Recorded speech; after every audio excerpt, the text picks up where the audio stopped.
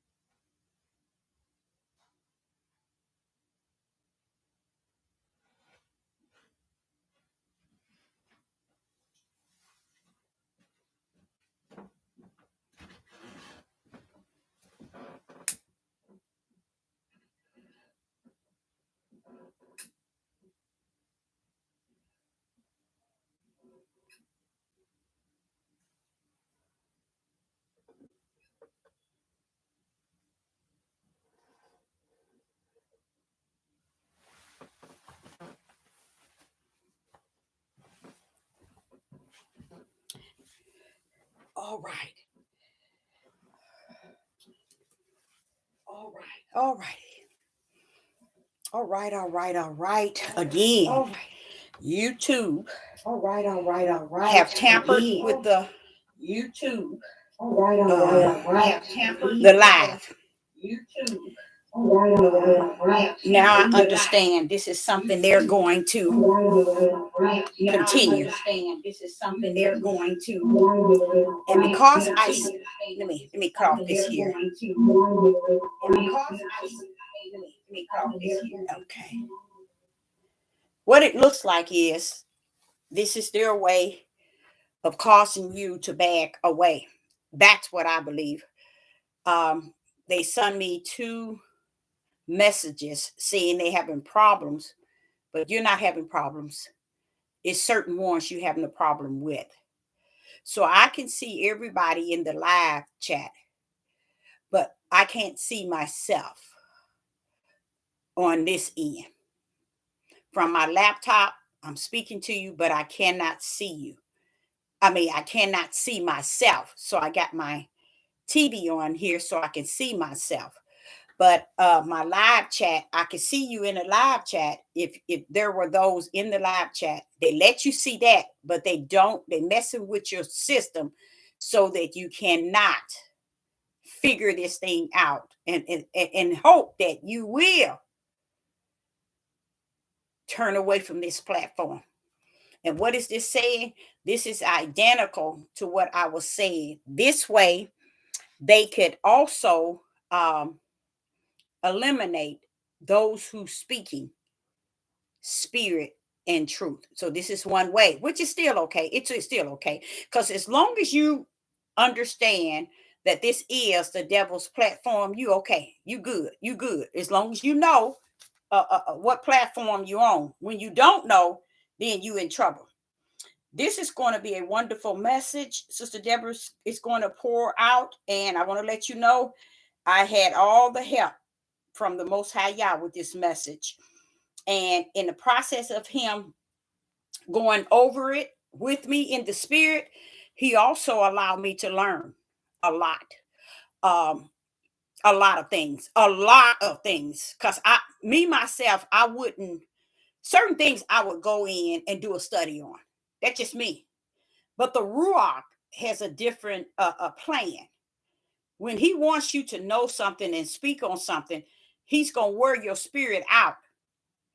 He's going to get you rooted in, and he's going to begin to show you things you ain't never thought to even be concerned about or even be interested in. But I thank him for this one because I think this is a really good one too. Every time he give me one, I think it's a good a message, and I think this too is a good message.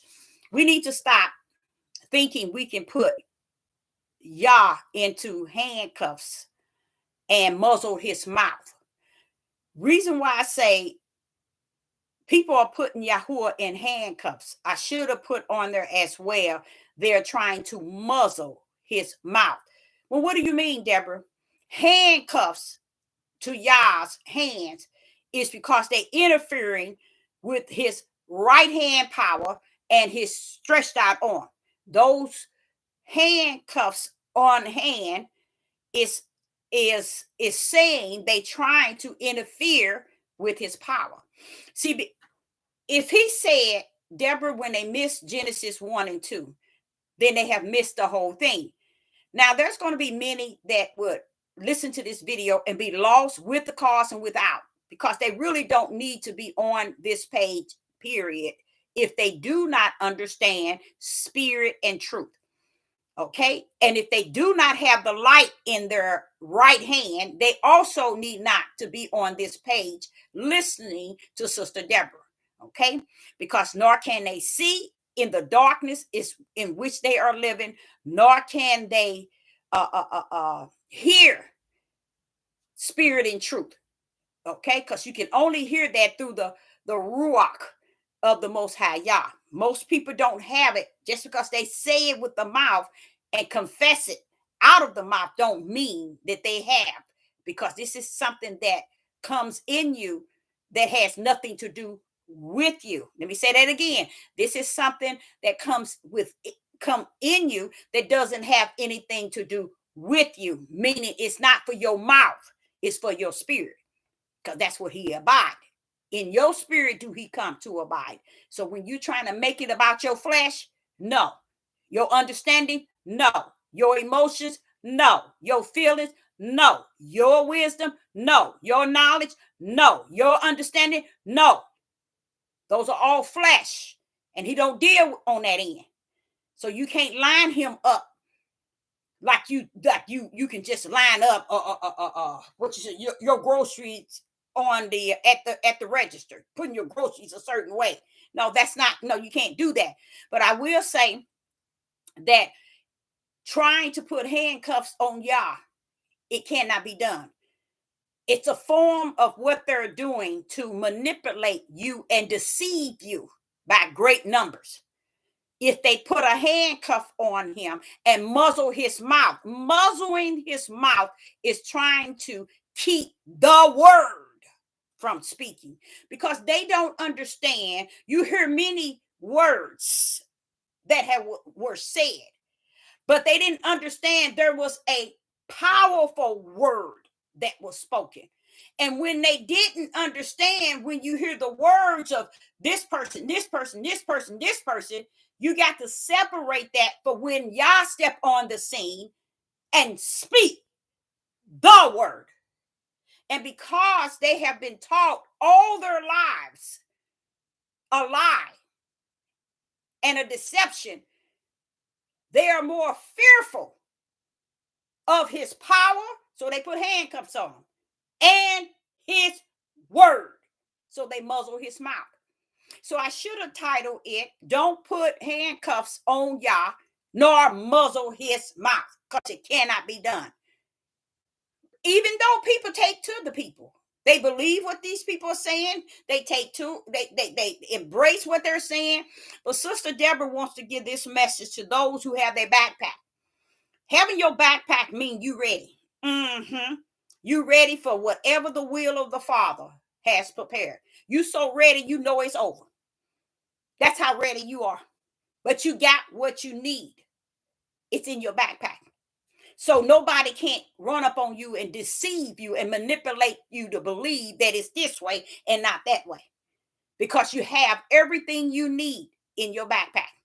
Okay, so this is another one you can put in your backpack. This is going to be a wonderful lesson, and I want you to understand this is no play, because this is exactly what is going on now. Like, see, I'm telling y'all, I see people talking, I bypass them, because when I see that the people don't have the ruach, let me not say that I see, that I can discern. They can say certain things that's totally allowed me to say, bam, they don't have it. Because certain things you can't say when you have the ruach. You see what I'm saying? So when you hear certain people talk a certain way, who do you think he's saying? Try the spirit by the spirit. He's telling you that use your spirit, Deborah, that I abide in, to try someone else's spirit. That's exactly what he's saying. So that's what I tell you I do. I can listen to people and already discern that they do not have the Ruach. And see, this is what they don't want you to know. This is what they don't want you to hear. They don't want this nowhere around you that you could know that as well. They don't want you to know that because they've been doing so well on these devil platforms. They have done so, matter of fact, a lot of them had done at one time excellent. And they fail a couple of times and got back up and reboot. Each time they come back, they come with a different lie. Because they have mastered it so well to where they realize if we can stay here, then we can bring to people where we are at. But what they don't understand, you can't put y'all in no handcuffs and say, you stay here.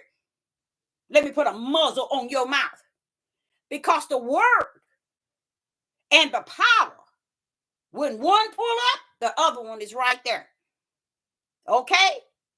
It's no way in the beginning anything could have been created without being spoken as the word. And who was the one to bring it forth? The power. And everything he created, what did he say? I saw that it was good. Why? He looked at it after that power brought it forth. And he saw that it was good. So, no, you can't put handcuffs on that power. I know you thought you could. No, you can't put a muzzle on the word. Because the word gonna outweigh this book, whether you like it or not. I know, I understand. You have deceived many through this book. So you can't get right. You can't turn from this book. You can't go right because you've been left so long. All your life, you've been in the left. You can't go right. You look at, okay, no, I deceived 3,000 people in the left. I ain't going out of the left. I manipulated 1 million people. You think I'm going to come out of the left lane to go to the right lane? No, I ain't. Because you guys, you don't understand. In the right lane, your victory is not won on the earth. It is your victory in the kingdom. You see? So those that looks for their treasures, their wealth, and their means of living in the world, they need everything they can get, everything they can say to deceive the mass. So they're not going to turn away from what they have taught you in time past. They just going to switch it up and give you another round of something that they know that you are yearning for. But one thing I noticed they found is that they found it easy for people to be deceived. They have found it so easy that one could be deceived to the point where they don't even give you any nowhere near a sip of water of spirit and truth. Not a drop. And they don't care. Because if they was in the left lane for so long, what makes you think they're going to go and say, well, no, the left lane wasn't right? Oh, I got 300,000 subscribers. I got 1 million subscribers. It's no way I'm coming out of the left to go to the right. Because that's not where they're at, you guys. They don't have the spirit of the Ruach. So they're not going to turn from the left to go to the right. They don't care what nobody says. They don't care what y'all said. They don't care what nobody thinks because they figure their victory is won on these devil platforms. That's their victory. Is being able to deceive the mass and many as they possibly can. So they're not going to turn to any understanding in which Sister Deborah is speaking. The reason why I want to say that is you got to understand how many people lost their lives for speaking spirit and truth. And because you are not taught that by those on the left, they're not going to tell you how many people lost their lives for preaching and teaching and giving you the right now word of Yah. Many. They're not going to tell you that because they don't want to teach you that. They want you to rest in what they are geared up to teach you. And it's in their understanding. But what Yah is saying today is a handful. Again, they cannot put handcuffs on Yah. The power rests therein. Nor can they put a muzzle over his word. And this book is not the word. It is words that when the Ruach come, what is it? What's the sense of the Ruach coming if you got his word before you? And you can be taught by man. You can be taught by a woman. It can't be done. Because it would be no reason for him to come and be your teacher if the greatest teacher is the book. And that's what they don't want you all to know. They so eager, especially the tribe of Judah.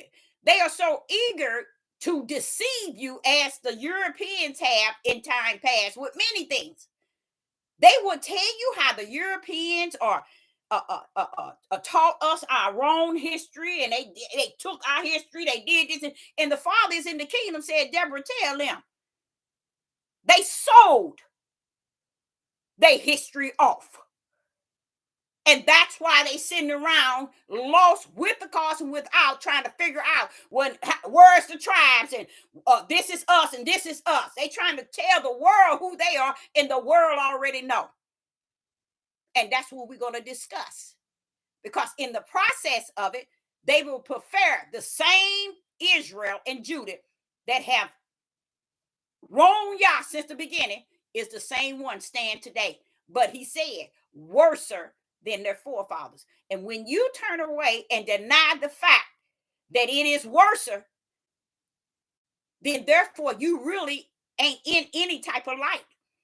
Because I believe without a doubt it is worser. I'm not the dead prophet. I'm the living one. I'm living in this time, reading in time past their experience. Those are words. I wait for what? The Ruach to teach me what all these words are saying. Okay? Now, I want to say this. He says, Deborah, the captivity was not assigned to Israel and Judah, but basically Judah, but Israel, by Yah, right hand, and his stretched out arm. You must understand the captivity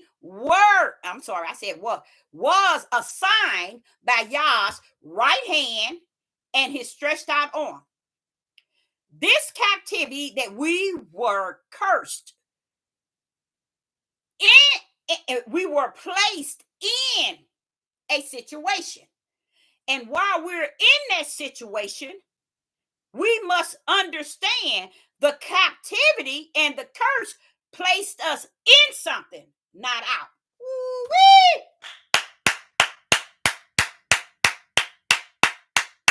I know y'all probably didn't get it, but I'm feeling it like he gave it to me. That's why I'm clapping. He's saying that the captivity was a curse, placing you in something, not taking you out of something, placing you in something, not taking you out of something, placing you in something, not taking you out. You see, that's where Judah is really messed up from the floor up, because they look at the captivity as something everybody has done to them, not understanding the right hand of the Father and his stretched out arm assigning you to be in a situation, not out. You see? So Yah is saying the captivity is a place and a curse that you're in, not that you're out. And reason why he's saying it is because people are teaching it in so many different ways that 1 week they'll say one thing, then they'll flip that gear the next day, and the next week they'll flip it back here. Oh, it was predestined. Oh, it was a curse because of what we did. Oh, the white man did. They brought us here. And just so much to where they got you all believing what's on the left. While Yah is the righteous, they're not taking heed to it. So those people that's on the left, they've been on this Zabba platform for years, gearing up a different year with a different name and a different title. You know how Puff Daddy do. He changes his name and his title. Well, that's how the people have been doing on these Zabba platforms. Because they 1 minute they want to be about Yah, the next minute they say there ain't enough money in Yah, so I want to go out the world, but I'm going to throw him in every now and then. When they know that they're chasing a dollar and not righteous. In the process of getting that dollar, they will try to put handcuffs on Yah and muzzle his mouth so they can be his speaker. They can be his hand and they can be his speaker. And that's what Sister Deborah is seeing. I'm seeing this. Okay, so he wanted us to understand that the captivity is placing you in something, not taking you out of something. So all this thing that everybody trying to make this captivity out of, you can hang it up. You're in something. You're not out of it. Okay, see you that's and then when if you really see exactly where we at and what's going on, you have the sense enough to see. Wait a minute, we in captivity. We ain't out. But that's the way they want you to think, because they thinking they can bring you new revelation, and the revelation they only gonna bring you is what's in the old. They want to ride the pony called Torah. They haven't gripped the obedience of the spirit of the Ruach, because they thought that their intelligence and their smart, their precept, their line, their little here, their feast days, their special days, their gathering, their subscribers, their likes were going to take them to a level above what? The mouth of the word of Yah. So they said, we'll put a muzzle on that one, and we'll put a handcuff on the power. That's why. Remember, Sister Deborah keep telling y'all, and I think I've been saying it probably almost 3 years, they trying to deny the power. Y'all, they doing a lot of things, and they saying a lot of things, but none of it carries power. So this is why. This is what they've been doing for quite some time, y'all. They've been doing it on especially YouTube and Facebook. They've been doing it for. That's why do you think they go over to Patriot and all these Rumble? Why do you think they chase it? They chasing that dollar. They're not chasing spirit and truth and the light. They chasing that almighty dollar. And people don't even, how would I say it, feel that thing. But it's not meant for them to feel it. But they will when they wake up and realize that the Father has taken what is his up out of here and they're left. You see? So I want to say this. He said the captivity, Deborah, was my power placing them in something. And it was a curse. He placed them in something and not out of something. Now we have to look at and find out, well, what is captivity? Captivity is a condition of being imprisoned or confined. Let's say that again. Captivity is the condition of being imprisoned or confined. Now, in prison and or confined, okay? Say when a person is in prison, what would be some of their things that, since I'm going to be in captivity, I'm going to be in prison, I will give you, no, at the time, it gives them a time to reminisce on things. Okay, so being in this captivity and in prison, it gives you time to reminisce on things. Your head is more clear and you begin to think different. You see what I'm saying? And a lot of people don't know. A lot of them begin to think different and start to feel different. But they're in the captivity. Haven't you heard when they say they get in jail, they get in there, get themselves clean, they do things, they exercise, they do everything, try to eat a little better, and even though they don't have good food, and they talk about the Most High God or whatever religion, and then they talk about what they're going to do when they get out. You notice that? So the Father was revealing to me that, Deborah, captivity, give them the definition of captivity. It's a condition of being imprisoned or confined. So when they're, I know because I work for the prison system, when one is in prison, it gives them the time to reminisce on things. They think about the life that they live, how they came up. They think about their loved ones. They think about how they can do better, how they can achieve things. You all might not know, but that's what they do. They do that in prison. But notice it takes them to be in prison before they come up with that thought pattern. Say, for instance, they own a lot of drugs, or they are on alcohol, or they own medication. But when they get into prison, what happens?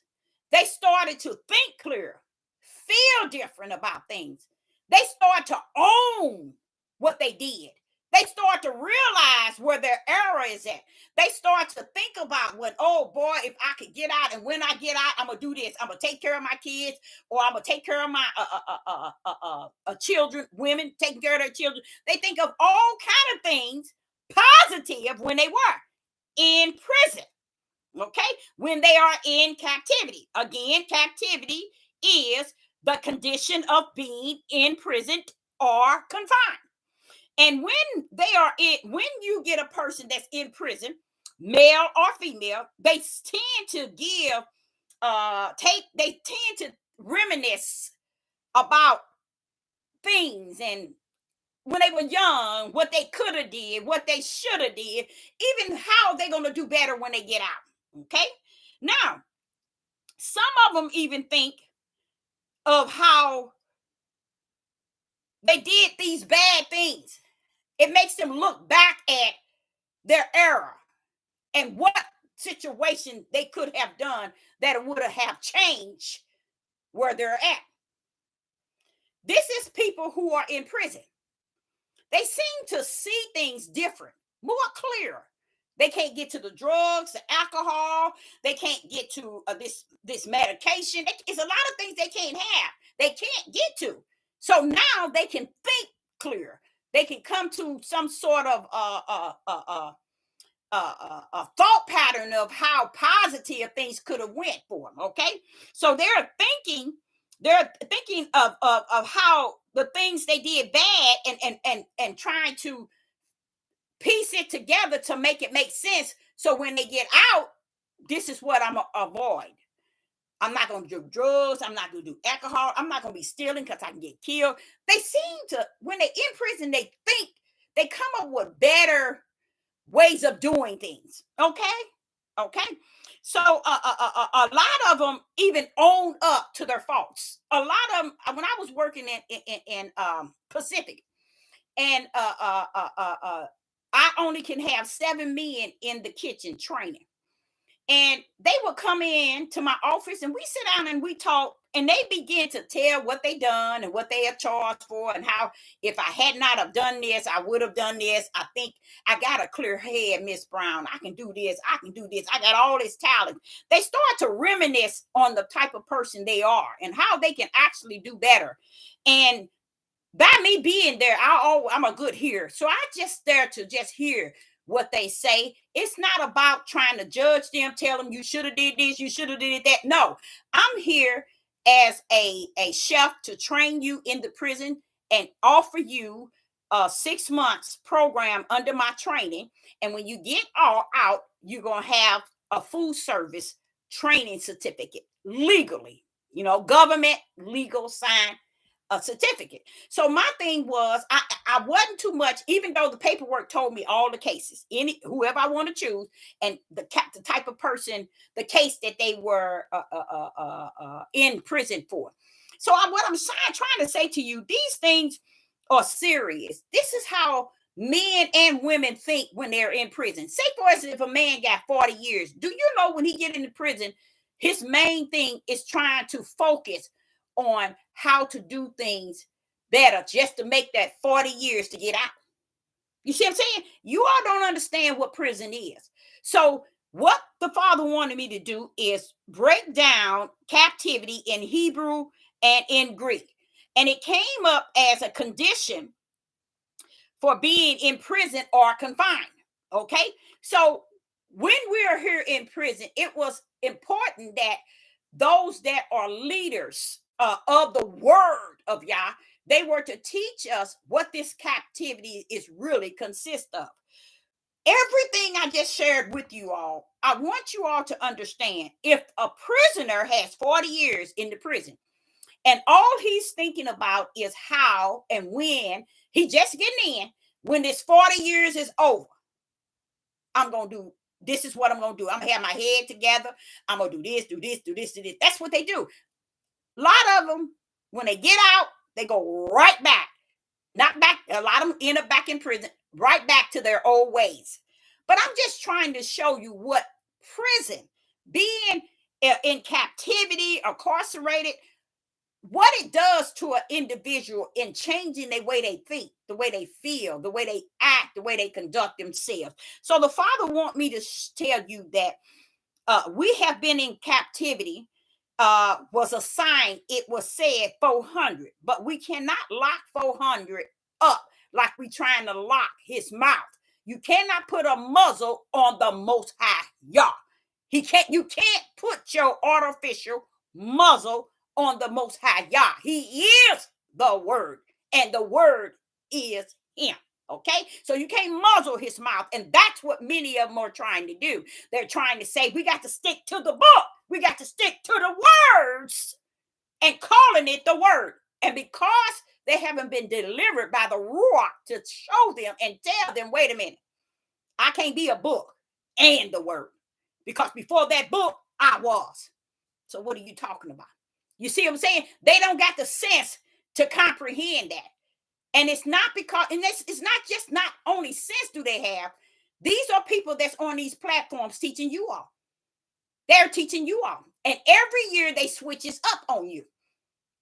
Every year they switch their title, they switch their teaching. And next thing you know, you've been following them for 15 years and they started off talking this and now they talking about everything in the world and want you to remain in what they have continued to talk about.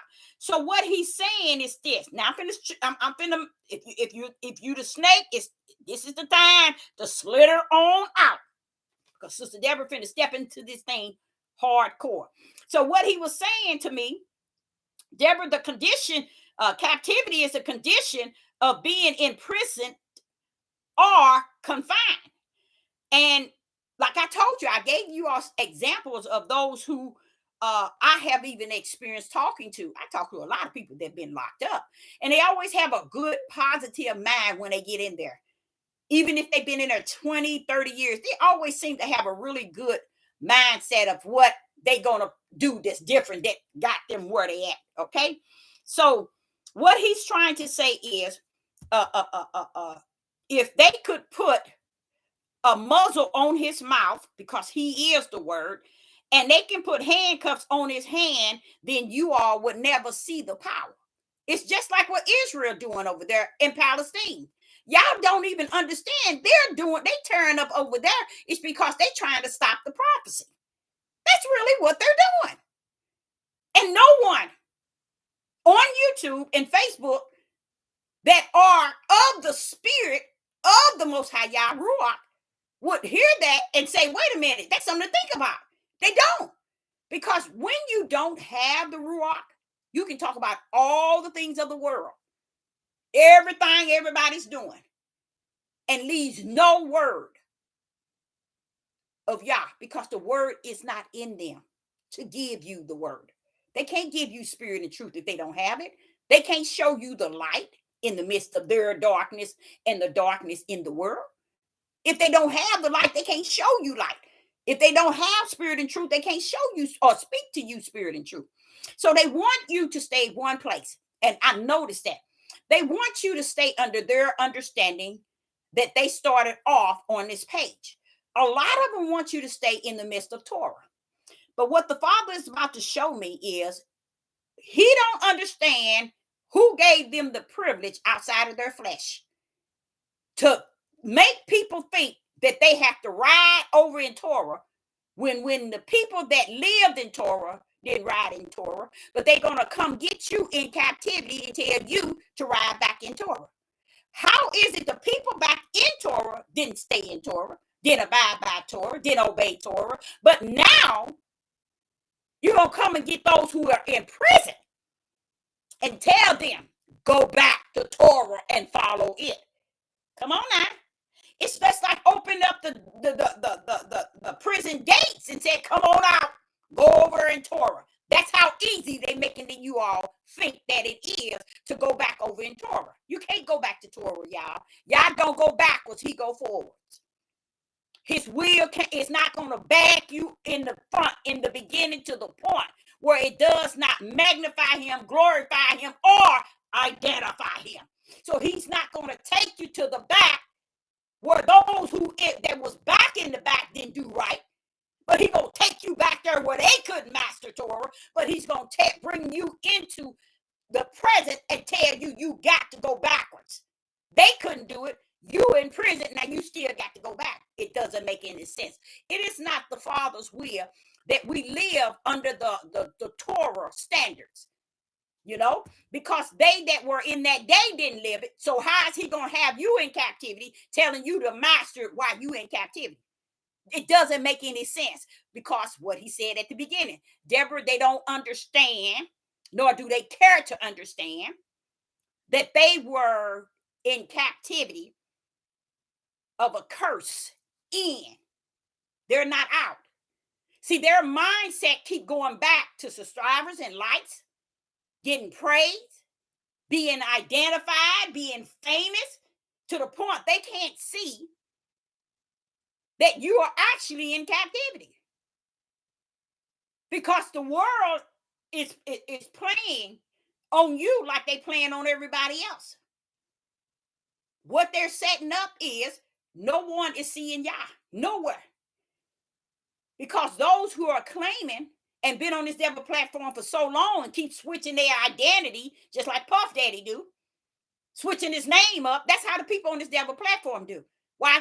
Because now they don't want to talk anything about what is righteous, what is the light. They want to stay so far in darkness because that's the only way they can get likes and subscribers and their praise. Only way they can get famous. It's just like somebody who's a gospel singer. Until he or she, if they over in the gospel singing, when they are getting famous, they drop the gospel singing as to worship Yah. Now I want to sing to worship the world, because they're going to pay for my CD. They're going to pay for my music. Now I'm singing to the glory of the world and not to the glory of the Father. Who gave you the gift. That's how easy it is for people to join these devil platforms, y'all, and begin to start out wanting to be right, but end up 15, 20 years over here talking about worldly matters. Now they want to be the news, as if the news ain't covering enough crap in the news. Now they got to bring it to you. Wait a minute, hold up. This is what Judah is doing. So what he showed me was this.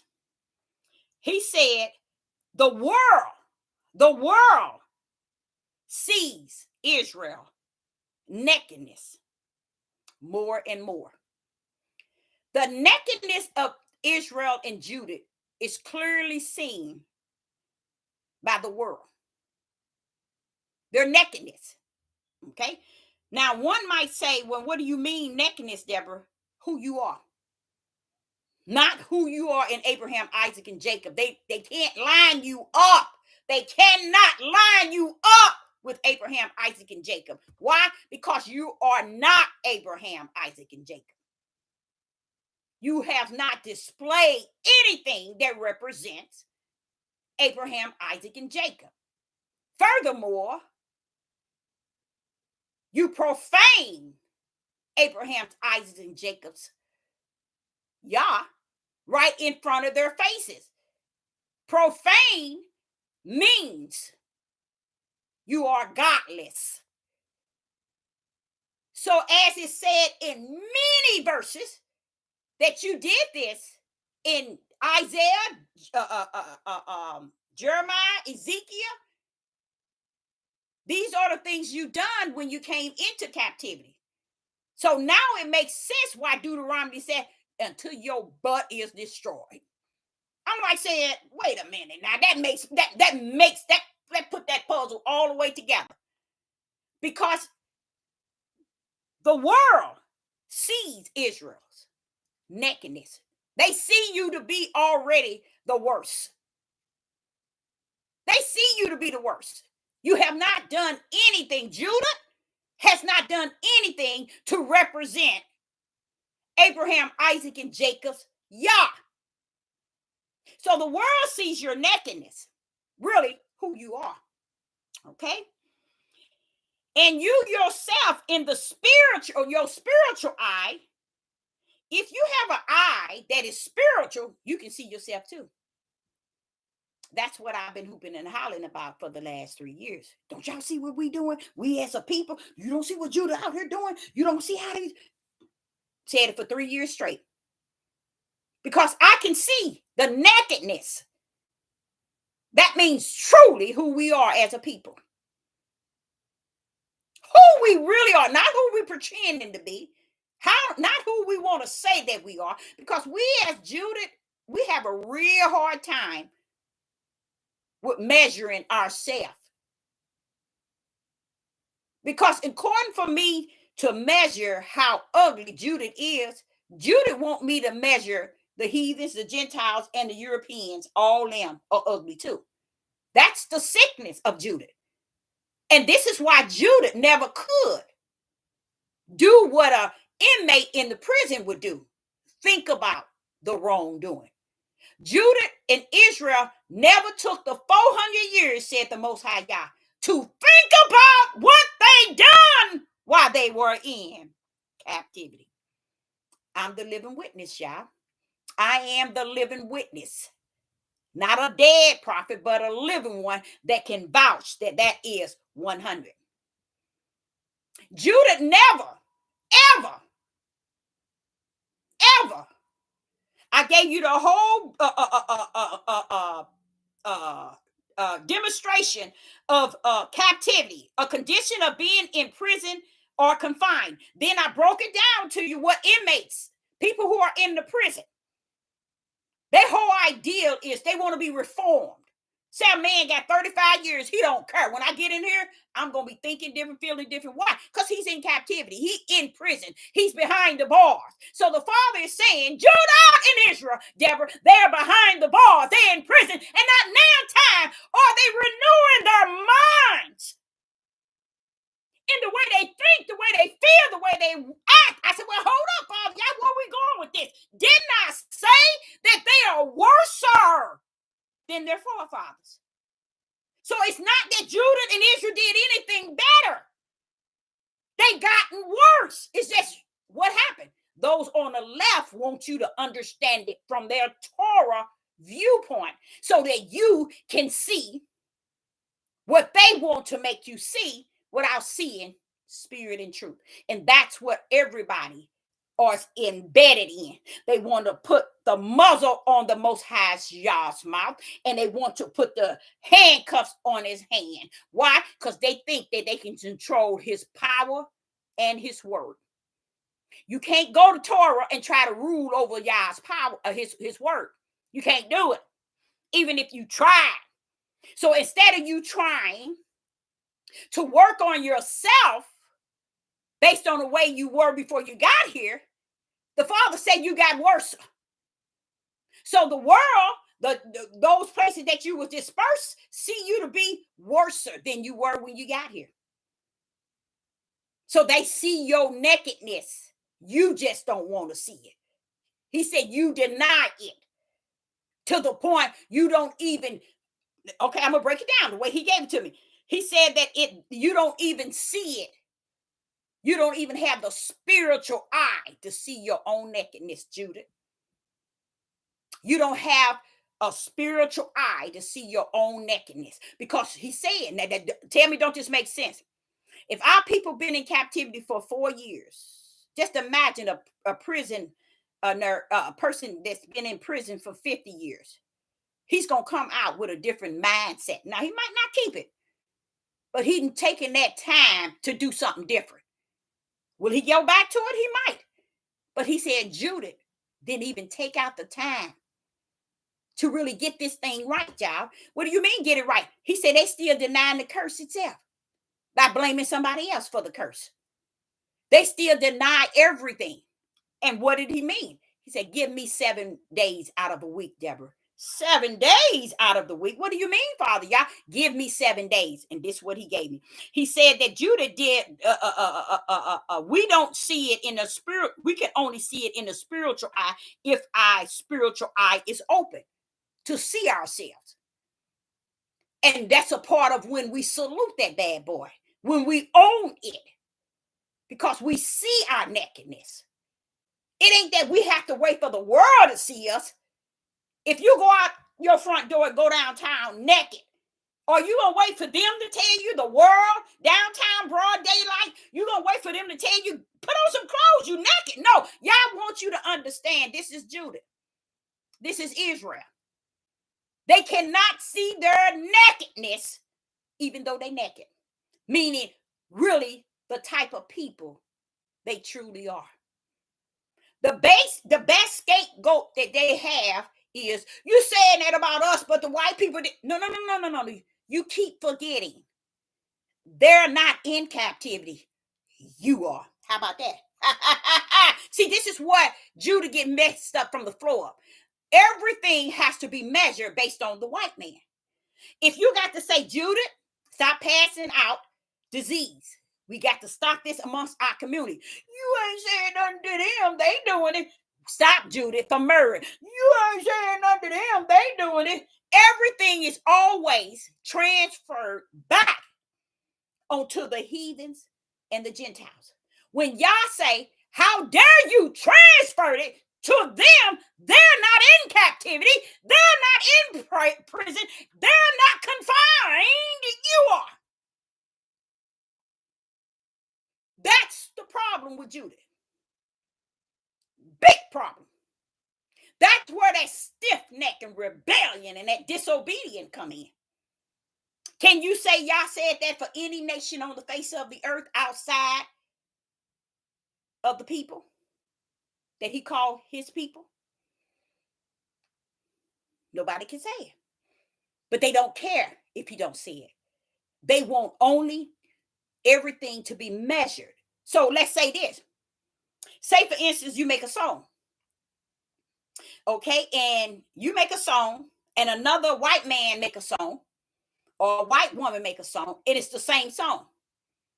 They pay you $3,000, they pay him $10 million. Now what you gonna say? What you gonna say now? You see what I'm saying? Nobody didn't say, in a sense, life was gonna be fair. But you got to realize where you at, bro. He already told you you ain't gonna have nothing. So when you see all these people out here chasing this wealth, that is the house of Israel chasing wealth, it's because they have sold already themselves over. Even people on this devil play platform that's chasing the check got to open Facebooks and all these other pages. Why? They got a taste of that money, and they sell every word out of their mouth to all these platforms. And they're wanting you to think that that's all right. And the Father is saying, but Deborah, they don't see their nakedness. See, Yah said he put you in captivity, not out. That means you can't come into captivity living like you out. You can go in there and live your life, do well, and continue. What happens when Judah tried to get wealthy? Look at Oprah. Look at Tyler Perry. Look at Puff Daddy. See, y'all don't play. Y'all won't look at them. Why? Because you don't want to measure Israel nor Judah. You want to measure the white man. And he ain't in captivity. He's not in prison. You want to come over to the land in which he told Abraham thousands of years ago that you would end up, and you want to come over here and rule their God. You want to come over here and tell them how they supposed to call their God. That's out of order. This is why you know something is wrong with Israel and Judah. This is the reason. This is and why Jacob said to Judah, your hand's going to be in the neck of your enemy. Out of total order. And nobody has what I would call the balls to tell the truth of the whole matter. But he say, I give you 7 days. And I said, you give me 7 days, I'm going to give you 7 days. And this is what he said. Israel and Judah reject seeing their nakedness, even though the world sees it. When you wondering why these white people dislike you and they hate you and this, they see your nakedness, but you refuse to see it because you're so busy want to be justified and clarified and identified identical to them, to where anything that they are seeing you do, you wants to say, well, they did it too, but they are not in prison, but you are. Now what you say? They're not confined. They're not in captivity. You are. This is also a form where he says Israel and Judah is in full denial that they are in captivity. Now that makes more sense too. But he said, I gave you 7 days, Deborah. Let me tell you what he gave me. So the Father gave me 7 days. And he said 7 days in 1 week, I can define them. From this day in you for the rest of your days. This is how you can really grip your nation. He said, Deborah, I'm giving you 7 days for 1 week. He said, they have no order. That's one of their nakedness. They have no unity. That's 2. He said, Deborah, they have no accountability. That's 3. He said, Deborah, they have no conviction. That's 4. He said, Deborah, they have no ownership. That's 5. Deborah, repent is not in their heart. That's 6. And they have no correction. That's 7. Every last one of those that he says, I'm giving you 7 for a week. 7 for 1 week. And all of that, he says, line up with what? He said, if you take it all, you can still line those things I gave you, those 7 days for that 1 week. You can still line them up with stiff-neck, rebellion, and disobedience. Let me read that again.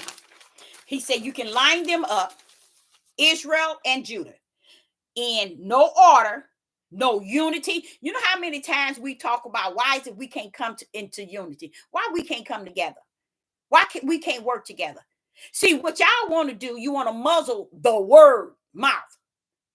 You want to deny the power by putting handcuffs.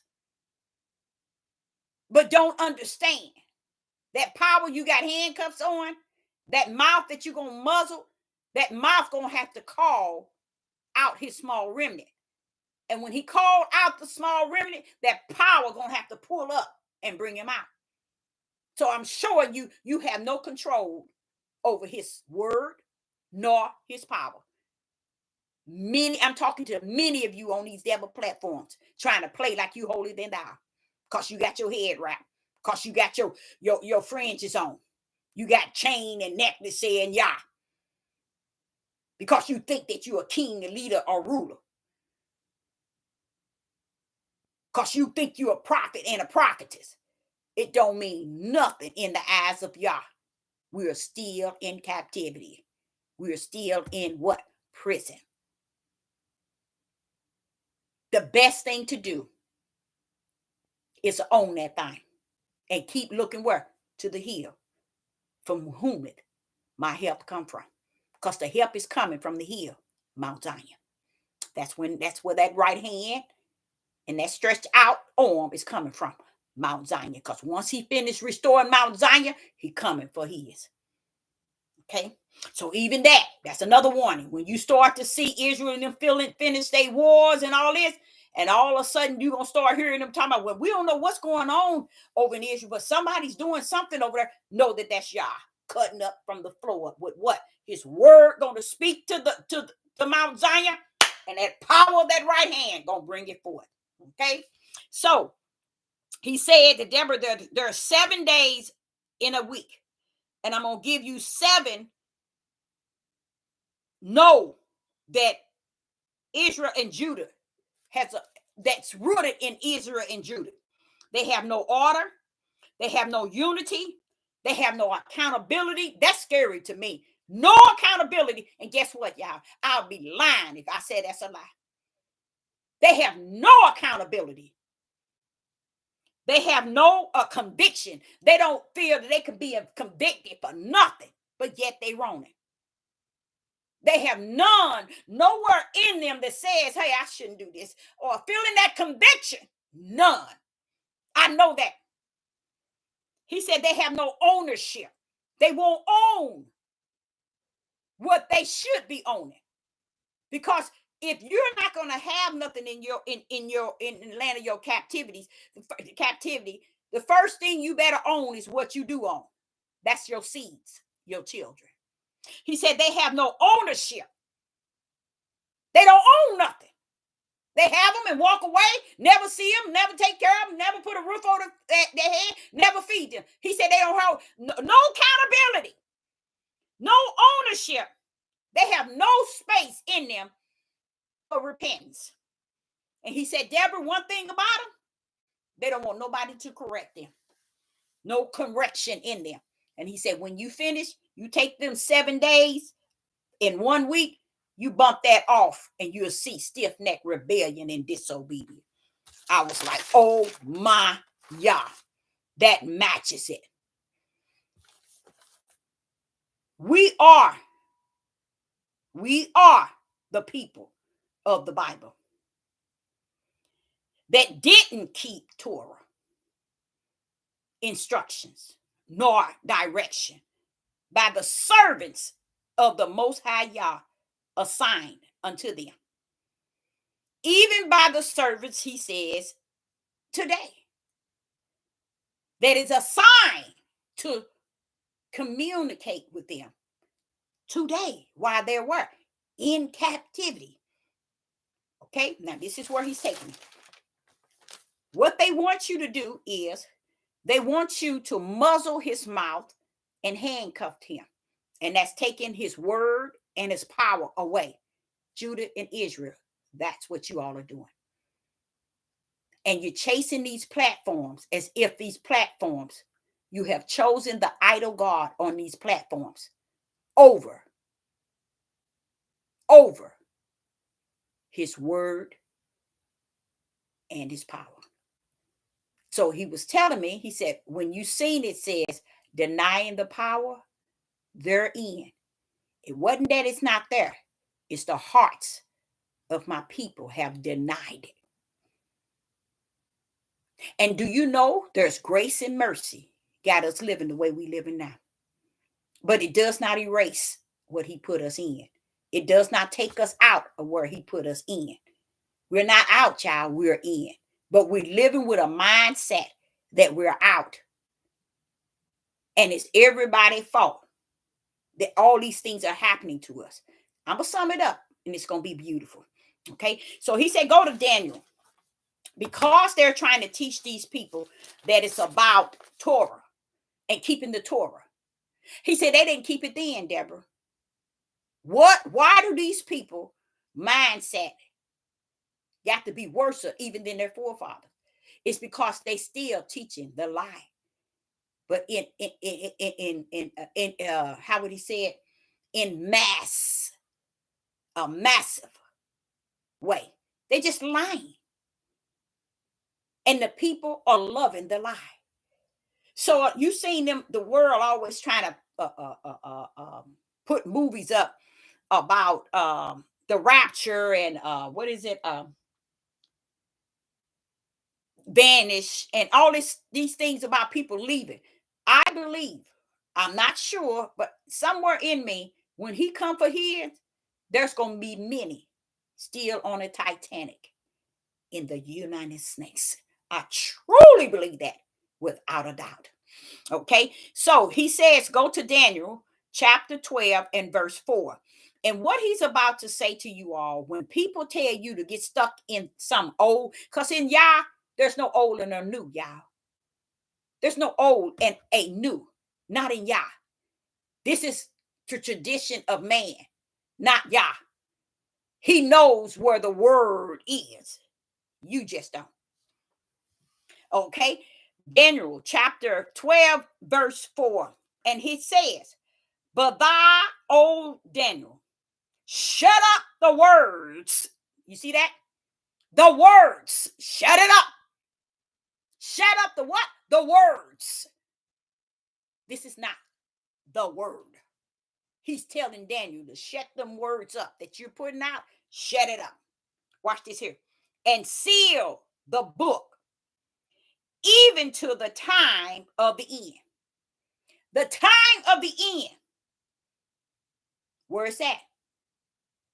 Even to the time of the end. Where is that? And what book is he sealing up? See there? See there? You know what that is? That's why you can't go back to Torah, y'all. You can't go back to the old. What he's saying to Daniel is for the what? The present. Give me a thumbs up if you understand that. He ain't telling him to seal, to shut up the words, and seal the book.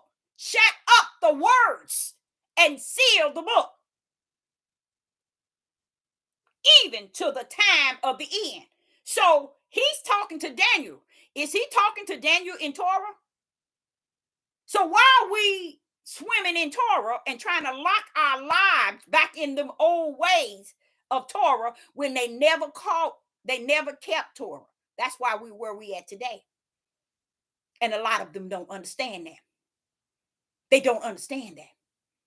They understand that back in Noah, why did he end the world in Torah? See, y'all don't get it, do y'all? The more you look into the 5 books, you see so much destruction. You see so much disobedience and people are not following no commandments, no laws, no nothing. What they don't understand, he had his that abide by what he told them to do. You go to Torah, what's the first thing in Torah? Adam. Did Adam follow order? Did Adam follow the order?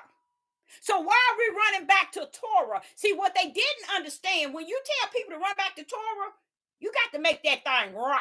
And you can't, because you have to have the ruach to understand what you're telling people. They don't have to follow Torah because that's the way you followed it for so many years. You have been able to manipulate people and deceive people to where you don't want to come out of Torah because that's how you got your subscribers. That's how you got your likes, is through Torah. That's how you got your check. Your biggest check is through Torah. Y'all didn't know that, did you? That's why many of the brothers dropped off and no longer teaching at all. Many of them. I'm a living witness. Many. And I sit back and I said, I knew this day would come. The main thing they wanted you to keep was Torah. But why did they keep it? Now they teaching Egyptology or whatever, all that. They over in Egypt and they talking science and stars and third eye and all this old crazy stuff. This is what they're doing because they have left Torah. Now they taught many people to keep Torah because Torah was the easiest way to deceive people. It's through Torah. Because Torah was lost, y'all. Too many things. Deuteronomy 28. When did he call that shot? In where? Torah. When did he tell Abraham that his children is going to end up in captivity? Torah. See, they don't understand that the world ended in Torah. See, they don't know. They talking because they know that, hey, I have mastered Torah in Hebrew and Greek. Now I can teach it to people. It's not even important that you know Greek nor Hebrew. Yah is all language, but he's in the spirit realm. He can teach any language you are, any language you were, because he's a spirit. He knows all languages. But he don't want you to be out here trying to bend over backwards to know Torah. I mean, to do Hebrew and Greek. This is what they did, y'all. They master things to where they can make you think that they got this here. They up here, they know this. You down here. So I can teach and rule over you because you're too far down. You don't know Torah. You don't know Greek. You don't know Hebrew. But what's the sense of knowing Torah, Greek, and Hebrew, and you don't know spirit and truth? You don't know about the light. You don't know about the right hand. You don't know about the stretched out hand, the stretched out arm. You don't know about the ruach. You see? You don't even know who Christ is. Let knows Yeshua. You don't know what took place before the foundation of the world. So tell me, can they outride? That's why I tell y'all, I don't listen to it. They can't tell me nothing. Torah that up and Torah that down. How about that? See, they can't because see, they only can do that to people who's really yearning to be invested in being on high. But y'all say, what are they trying to be on high for, Deborah? Do they know where they at? Do they know they're in captivity? And captivity don't mean you're supposed to be poor. It don't mean you're not supposed to have anything. It's not meaning that you're not supposed to do anything. No. Captivity means salute where I place you in this day and time, in the time period. Salute the fact that I'm over here because I done something. My ancestor done something that got me here.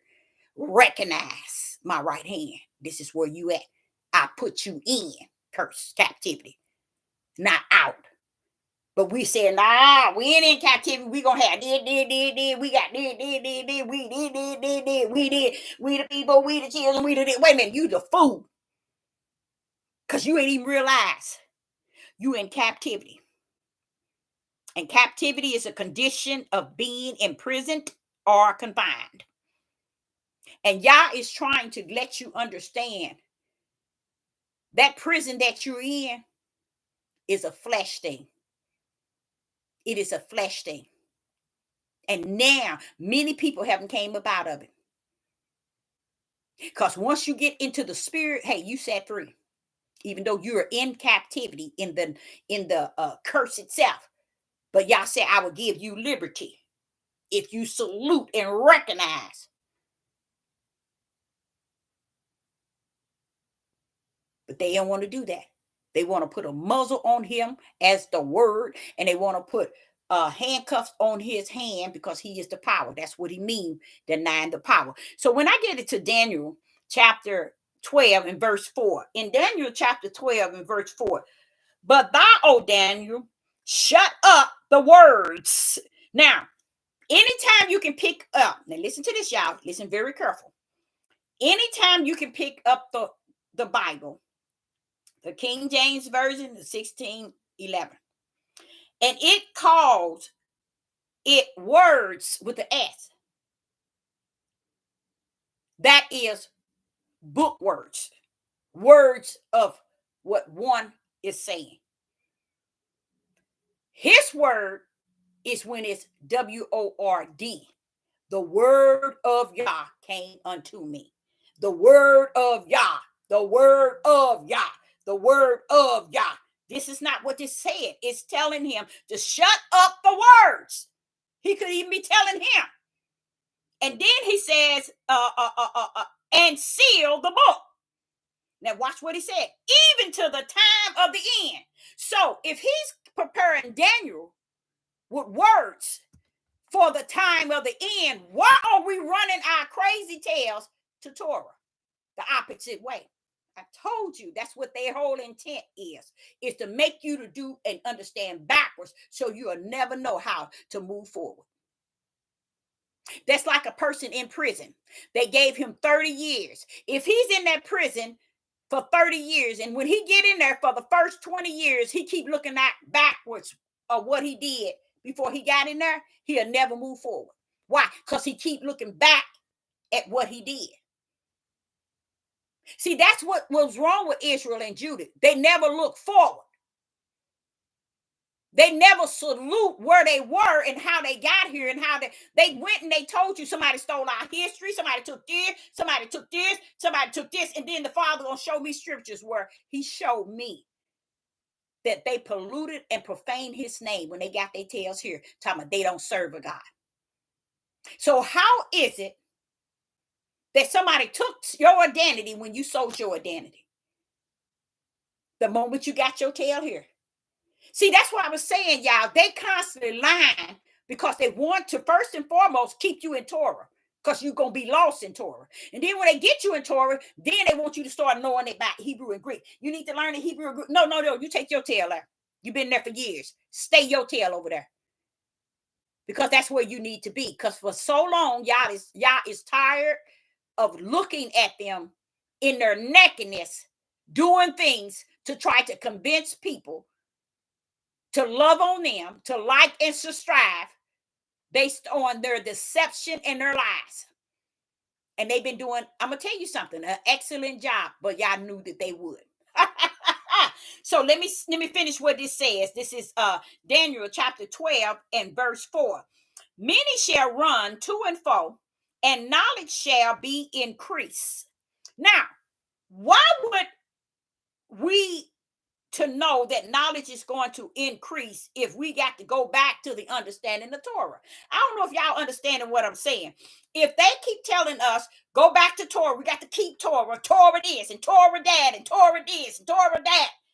Well, if that's all about that, everything y'all is saying with Ezekiel, Jeremiah, Daniel, Isaiah, it's forward. He's trying to get us to see forward to where we are at today and on. He wasn't trying to get us to remain in Torah. Many, like I said, they have mastered Torah to the utmost. They have learned to go into Torah and come out and still be on top. And the reason why they did that is they think that they can teach people, and they have been successful because too many people praised them, glorified them, brought them high to be something. And they don't want to come off of that stand and say, wait a minute.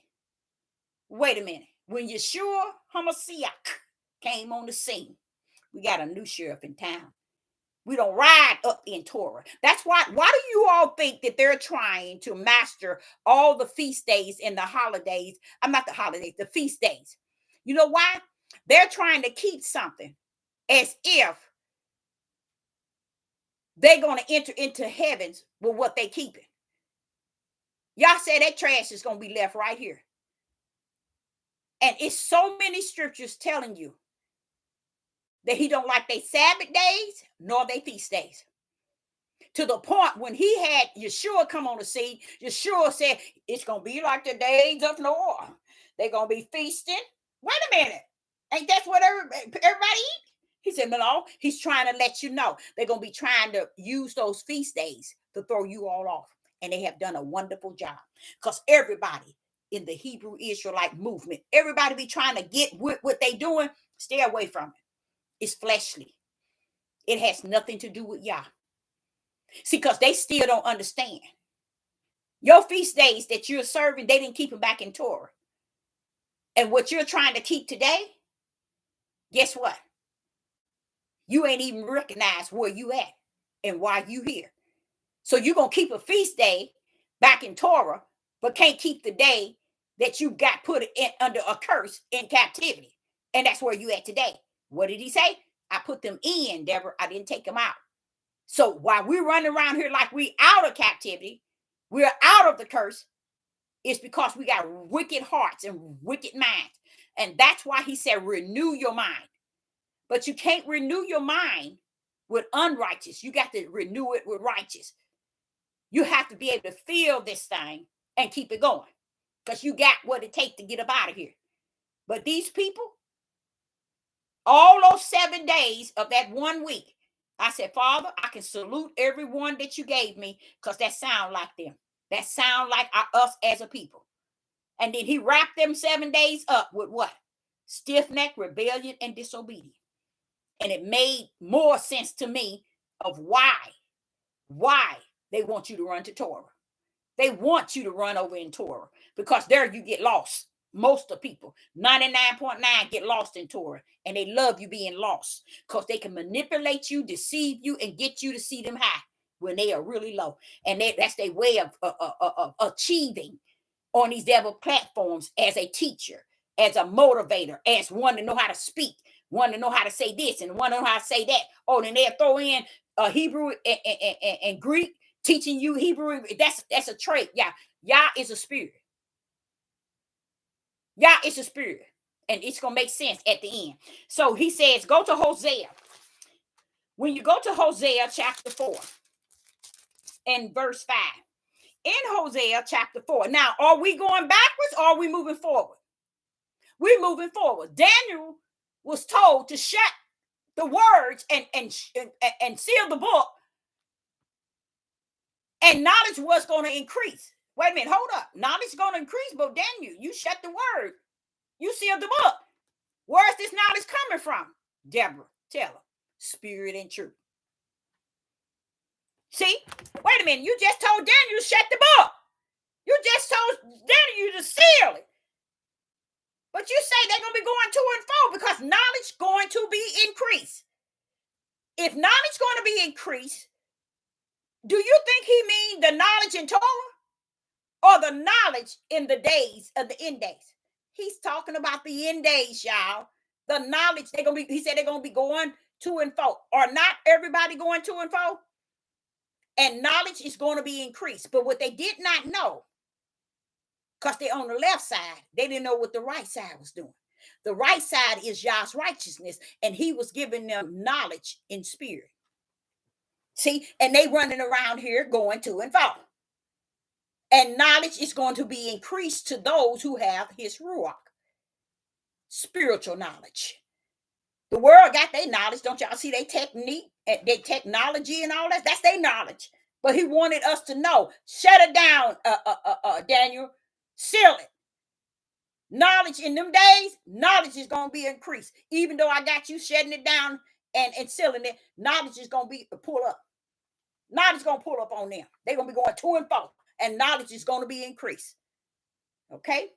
Now in Hosea chapter 4, verse 5 and 6, it read in 5, therefore shall thou fall in the day. In the day. And the prophets also shall fall with thee in the night. And I will destroy thy mother. Now when he said in the day and fall in the day and the prophets in the night, he's just letting you know this is going to be a time period, okay, when this is happening. And I still say it is today. See, I'm more so about what he's doing today.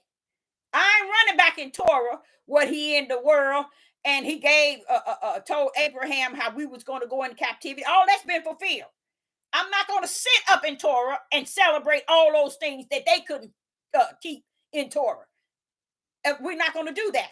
And they don't understand when the Messiah came, when he was born already into that which was already set. So he was born into what was already set. He just letting you know, I ain't come to mess with those who want to follow this, even though I know the law is in me. You see?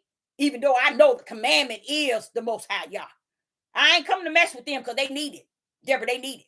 I came and they was talking about crucifying me. So you going to tell me they don't need something? They need it. They need any law they can get. Okay? So here he's saying, here in verse 6, Hosea chapter 4 and verse 6, my people are destroyed for lack of what? Knowledge. Do you think it's the knowledge of the old, or is it the knowledge as the new and on? The knowledge present. Not the knowledge back in Torah. You see what I'm saying? What sense would that be? This is why I said to you all, it hurts them to hear somebody like me talk, because they didn't think somebody like me would come in on the scene. What did they go back to? What they think of the Most High Yah, that he has to answer to them. Oh, we got his hands in handcuffs. We got his mouth, his word muzzled. They got to get this in Hebrew or Greek. They got to understand it in Hebrew or Greek. Oh, they got to understand it through the Torah. No, baby. Yah is bigger than Torah. Torah ain't got nothing on Yah. And if he coming to live in us to teach us, you going to tell me he can't outright Torah? Come on now. That's just a sickness. Because they have for so long taught Torah the way that they want to swing it to you. They knew the key to Torah was, if we can master Torah, we can train people. We can be teachers. We can be pastors. We can be bishops. We can be prophets. We can be prophetess if we know something they don't know. That's how the heathens and Gentiles is. They think that they know more than we know, but we really know more than they know. But we can't display that because we disowned Abraham, Isaac, and Jacob's Yah. Okay, so he says in Hosea chapter 4, verse 6. My people are destroyed for lack of knowledge. Why? Why, Father? Why are they destroyed for lack of knowledge? Because, Deborah, it says, because thou hast rejected knowledge, and I will reject thee. See that thou hast forgotten the law of Yah. It's the law of Yah. That's a different law. There's a law and a commandment for the flesh, and there's a law and a commandment that rests in his spirit. Okay?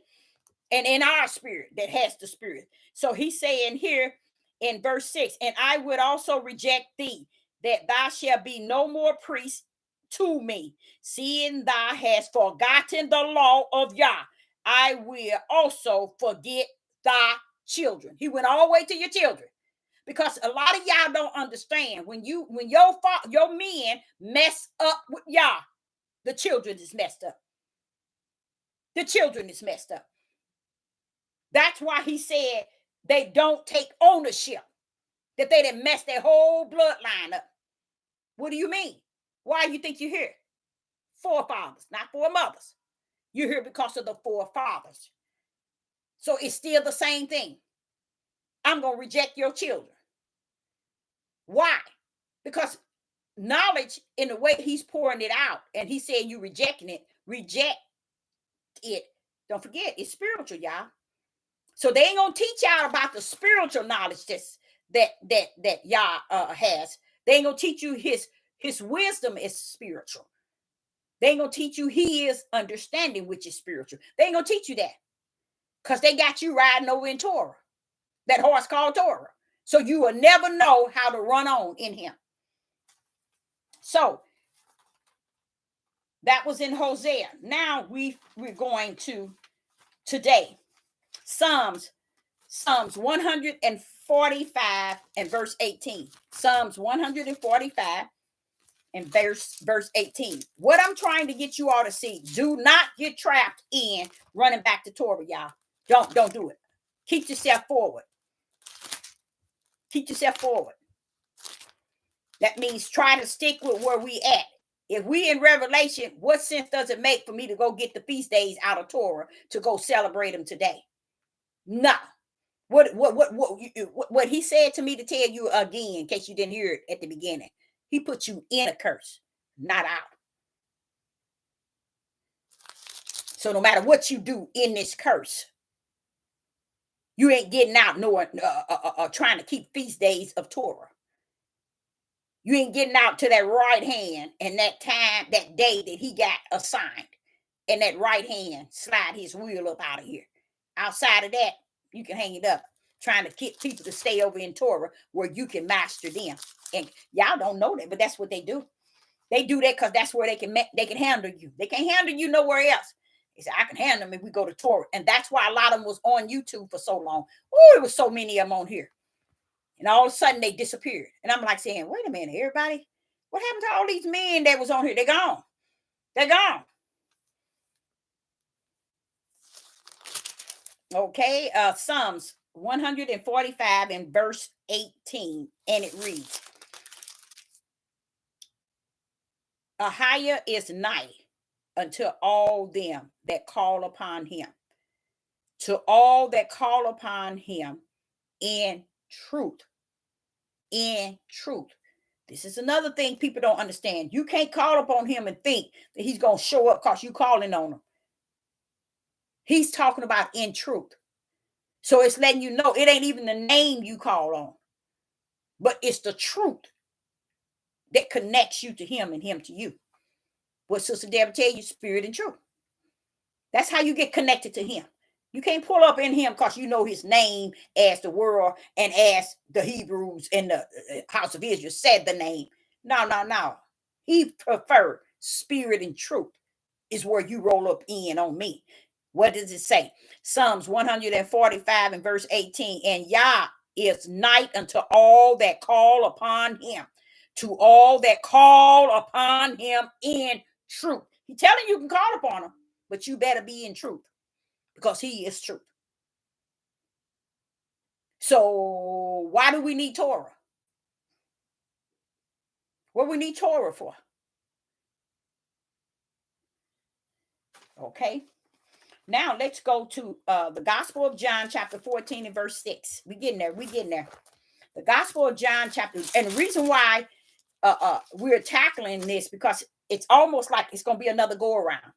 There's another go around coming where people are going to start teaching again, and they're going to try to get you detached into this Old Testament to where they can route you with all these days that they are coming up on, and they want to be able to serve those days. And when they've been talking about the New Year's, there's nothing wrong with recognizing the New Year's. It's nothing wrong with that. But see, what the Father don't like is how y'all gonna recognize. And I'm telling my prophet to tell you all that if you miss Genesis 1 and 2, so what you recognize this, and this, and that. If you don't know the word, who the word is, and you don't know who the power is, you are mess creek. Why are you coming up to him, period, and don't know those things? You ain't got no business dealing with the Most High God. You ain't got no business going to his throne, coming to his throne. You ain't got no business doing nothing but hoping that he hear your cry. And from what I heard, he said he's turned his back away from Israel around about now. But he said he still got it stretched out on. You know what that's for? Because when he bring you out, he going to use that power. Okay. Okay. Then this one here is the Gospel of John, chapter 14 and verse 6 through 7.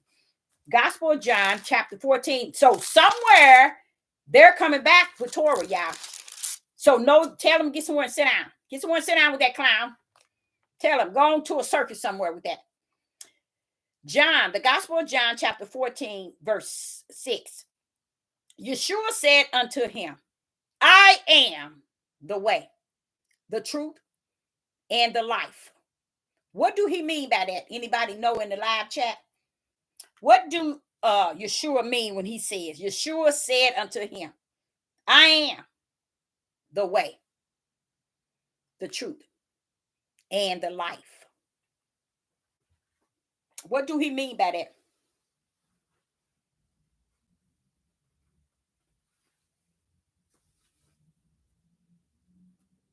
What do he mean by that? I am the way, the truth, and the life. What do Yeshua mean by that?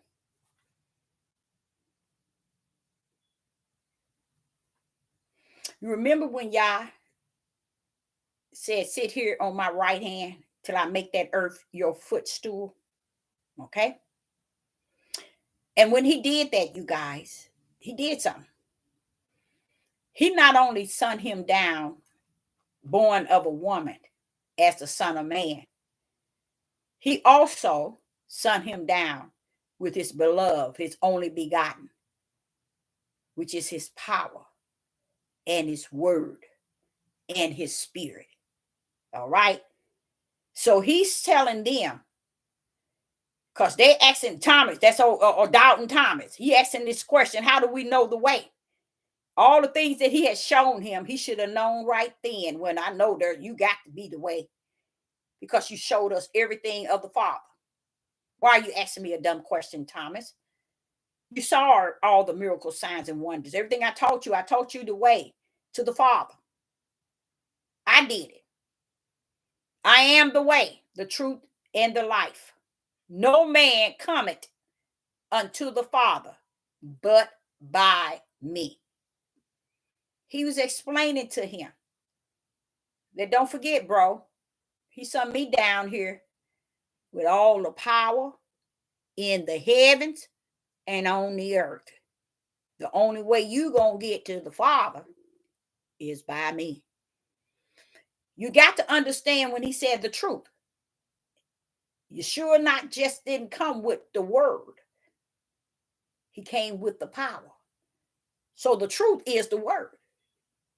You see? So he's letting them know, I got what it takes. Thomas was his apostle, his disciple, which was, he was telling him, you can't bypass me to get to the Father since you're trying to find a way. You got to come my route. See, Thomas was playing a game. He want to know the way. What you mean the way, bro?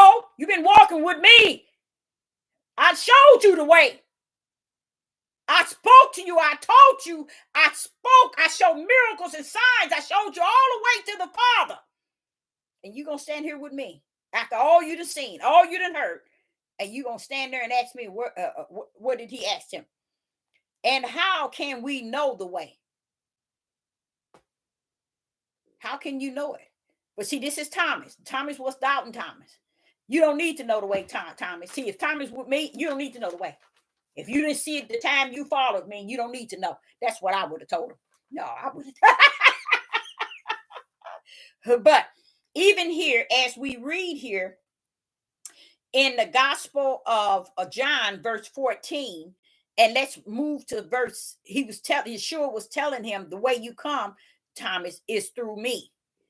No man cometh unto the Father, but by me.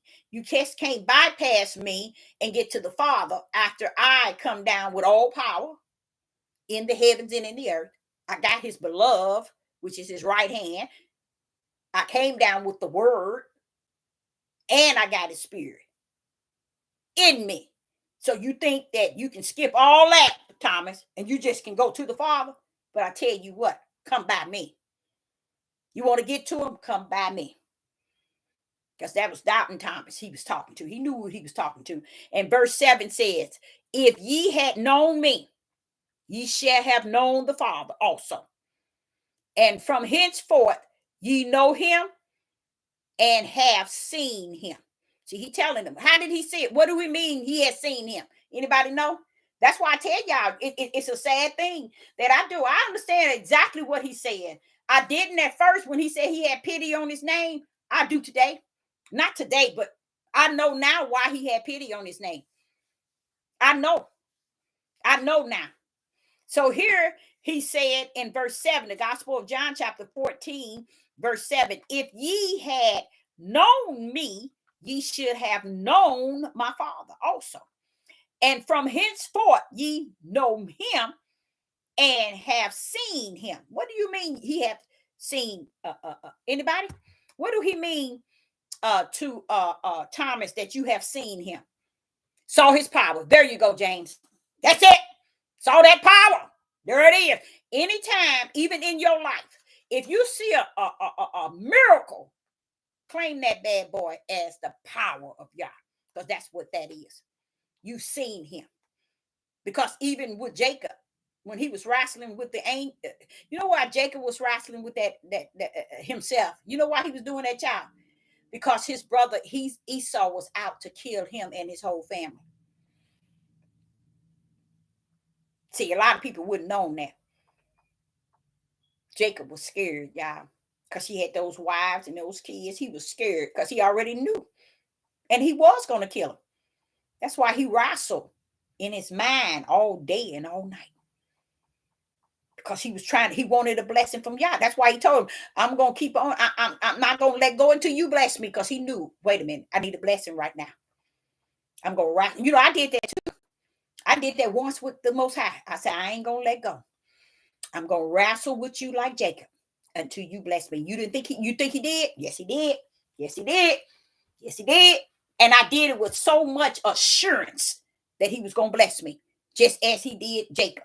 I'm telling you, you can get in situation, and when you know that you know who he is, and you know he'll pull up at any time on your behalf, you call him out. Call him out with all that power. Let him know I stand on that power. I don't care what nobody say. So yes, that is exactly what has happened. He has seen him because he's seen that power. That's when you see how Yeshua trying to teach the people. He's trying to tell them, when you seen me, you seen him.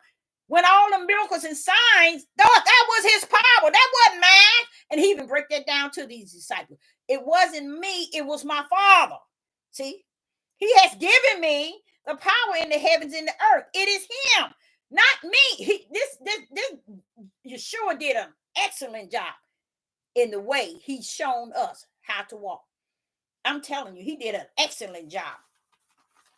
It's just that they didn't have it no more than the people today have it. But they were chosen seeds of Yah. Outside of the one that was chosen to be the betrayer, he was chosen too, but he was chosen to do the opposite. See, that's what a lot of people don't understand. Y'all don't know who y'all rumbling with. These heathens and Gentiles, these Europeans, they chosen to do what they do. So Sister Deborah, okay, watch this here. So Sister Deborah is Judah. Should I keep blaming the heathens when I know what took place before the foundation of the world, and they were predestined to be as ugly as they are and wicked, as they are? They was chosen to go to hell. So what I'm going fighting them for? They doing right. They the seed of the serpent. They doing what they supposed to do. See, when you know y'all like that after he done shown you what took place before the foundation of the world, then you can kind of bend a little bit and stop saying, oh, the white man is and the white man that, they doing it, they doing it. You know what? I didn't even realize to the capacity of how nobody stole our history. Nobody didn't steal our history until y'all was showing me in the scriptures. You came here everywhere, Deborah, everywhere the Judah was dispersed. Everywhere on the four corners, they denied his holy name. The Yah of Abraham and Isaac and Jacob. And when you deny it, it says, and it makes sense, profane. That's what profane is. Godliness. We don't have no God. They mad because he kicked their tails out the promised land. So that's why they cut up from the floor. And they denied Abraham, Isaac, and Jacob's God. So I tell you what, I didn't let your tail stay here. This is where you at. This is where you was already prophesied. I knew you was going to be like this way back in Genesis. You see what I'm saying? When did he tell Abraham? Genesis chapter 15. When did he tell Abraham? Genesis chapter 15. Way back then. That's why we are where we at in the 400 years. So you see, even after finding out why we were we at, the heathens and Gentiles, no, your forefathers. See, we don't want, that's what he was saying. We don't want to own that thing. We are not feeling any conviction. We're not feeling no ownership. We have no ownership. We have no accountability. We have no unity. We have no order. We have no correction. So what did that mean? Out of the 7 days of the week, stiff-necked rebellion and totally disobedient. Okay? So now here in John, he's actually dealing with Thomas in the way. Now, why didn't Yeshua tell him the way is back in Torah? Y'all get the point I'm trying to say? The way is back in Torah. Yeshua never told none of them, but the way to any type of truth, to Yah, to the Father, is back in Torah. So why are they teaching y'all Torah and making y'all rest there in your understanding in Torah? Knowing that Torah was lost when it was Torah. What we have to do is take Torah. When we studying and reading Torah, we have to have the Ruach. It is a study guide. But the Ruach come to teach us it in spirit and truth. We don't throw it away. We don't forsake it. We don't call it a lie. We can say they smeared a lot of things, but we're what? We're Tarian. We're Tarian. I'm waiting for the Ruach to show me. I'm waiting for him to show me. But I'm not going to tell you that Torah is bad. Torah, don't go reading it. Don't have nothing to do with it. It's a lie. No. What I'm trying to get you to understand, it is a study guide waiting for us. We are tarrying for the Ruach. So what? Why wait for the Ruach? Why tarry for the Ruach? Why would they be in the upper room on the day of Pentecost? Why would all them disciples and all them be up there if they was waiting for Torah? Come on. They waiting for the Ruach, the true teacher, to come to teach them, because y'all already knew that a lot of people's hands gonna be in these books, and the only way we gonna understand this book is through the Holy Spirit. And they don't. What did I tell y'all? They trying to chain his hand, handcuff his hand, and muzzle his mouth so they can teach this book. So they can teach this book. They can precept and line and let her hear Hebrew and Greek it. But they didn't understand he always had a ram in the bush. That means he gonna always pull up with that power. And him being the word, and break this book down. Even the smeared word, he will show you that it was smeared, and he'll give you the right understanding. So I wouldn't trust nobody with this book, y'all, in teaching this book. I will use this book as a study guide and trust in something greater in you to be the teacher, because that's what makes him so great. He great enough to dissect this book, even though the Roman Catholic put this, did this, smeared this up, smeared this down. And why haven't it ever dawned on you all that Genesis chapter 1 and chapter 2 is in Torah? Have it ever dawned on y'all that Genesis 1 and 2 is in Torah? So why is the Most High saying, Deborah, if they miss Genesis 1 and 2, they'd have missed the whole book. So they'd have missed Torah. That's why they teaching Torah out of their own flesh wisdom, their flesh knowledge, and their flesh understanding. And along with their mood swings and their emotions, because they so tied up in it to where they have mastered the Greek and the Hebrew so that they can be able to deceive you at the level in which they started off once they were they felt they was awakened. And that's why Ricard went into the book and he opened up his academy, making money galore off of tribe of Judah and telling them a bunch of lies, and they thinking they in academy paying for academy. And he got an academy, and he didn't have it for some times now, y'all. That's why I'm trying to say to y'all, these people been on these platforms teaching and misleading these people for a long time. Do you think for 1 minute they're going to take it and say, wait a minute, now, that's something to think about. This sister saying something for us to think about. Let me get off this light. Let me get off this left side, go to this right side. I need to step into this right side a little bit. Oh, no, they ain't. Because that'll end his academy. That'll end they Greek teaching, they Hebrew teaching, their Torah teaching. It'll end everything. It'll end it. And they don't want that to end because that has been their bread and butter for quite a long time. Who gonna give up their pay? Who gonna give up their bread and butter to teach you all? Come on now. Who's gonna give up their bread and butter to bring you truth, to give things to you in the righteous lane? They ain't gonna do it. They're gonna stay in the left and let you keep running your tail to that left, eating from their plates. Okay? So he wants you to know the Old Testament and the New Testament, as they said. He first and foremost wants you to know he ain't caught up in the old, this word old nor new. But he told us to do one thing. He said, tarry. Did not the disciples, Mary and them, all of them, the day of Pentecostal, then they go up there and they tarried. They waited. They waited for the promise of the Ruach HaKodesh. Today, ain't nobody waiting for no promise. They think the promise is them. They think them themselves in the flesh is the promise. And they giving it to you. Okay? So here in John chapter 7 and verse 37, trying to get you all to see that don't let nobody tell you that it's about going backwards. Y'all said, no, first and foremost, I put you in something, not out of something. So if I got you in, what did it look like for me to tell you to go back? It don't make sense. You got to go forward. You got to go forward. Your understanding, when the Ruach comes, he will take you into to bring you up, because we're going forward, not backwards. He didn't tell us to go backwards. He didn't tell us to go forward either. But he wants you to know right now I got you in. See if your bad butt get out without my right hand. See, that's what I said they messed up. They really messed up. In the Gospel of John, chapter 7, verse 37 through 39.